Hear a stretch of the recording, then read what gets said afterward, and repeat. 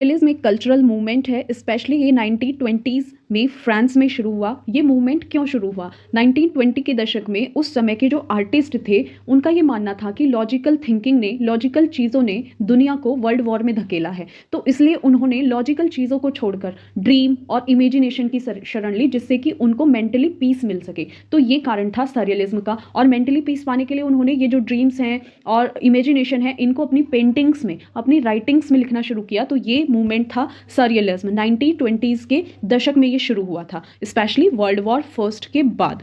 तो ये एक आर्ट स्टाइल था। इसकी बात करें तो ये जो टर्म है कॉइन किया गया गैलम अपोलिनेयर के द्वारा, और 1924 में एंड्रे बेटन का एक फेमस वर्क सरियलिस्ट मैनिफेस्टो आता है, वहां से इसकी स्टार्टिंग मानी गई। एंड्रे बेटन सिगमंड फ्राइड की जो सबकॉन्शियस थ्योरी थी, उनसे इन्फ्लुएंस होकर उन्होंने ये सरियलिस्ट मैनिफेस्टो लिखा। तो फर्स्ट सरियलिस्ट वर्क माना जाता है लेस चैम्प्स मैग्नेटिक्स। इसको ध्यान मूवमेंट के ड्यूरिंग फेमस राइटर जैसे साल्वाडोर डाली एंड रेने मैग्नेटे की पेंटिंग बहुत ज्यादा फेमस है। इन पेंटिंग को मैचिंग देकर आपसे पूछ लिया जाएगा तो साल्वाडोर डाली की पेंटिंग की फर्स्ट कैरेक्टरिस्टिक में मेल्टिंग टाइम, यानी कि ये पिघलती हुई घड़ियों का यूज करती थी अपनी पेंटिंग में, जो ये दिखाती थी कि जो सपनों की दुनिया है उसमें टाइम का कोई महत्व नहीं है, हमारी फीलिंग सपनों के अकॉर्डिंग चेंज होती रहती है। दूसरा सबकॉन्शियस माइंड, यानी कि आपको ये आसमान में तैरती हुई आंख दिखाई दे रही होगी, यानी कि ये किस चीज का सिंबल है कि हमारे थॉट को कोई अंदर से देख रहा है, यानी कि कॉन्शियस माइंड जो है उसमें जो आने वाले थॉट्स हैं उस चीज को ये यहाँ शो कर रही है। दूसरा ये यहाँ पर एक मूंछों वाला चेहरा आपको दिखाई दे रहा है। इनकी पेंटिंग्स की ये खासियत थी, यानी कि ये रियलिटी से हटकर जो इमेजिनेशन की दुनिया है उसमें खोया है।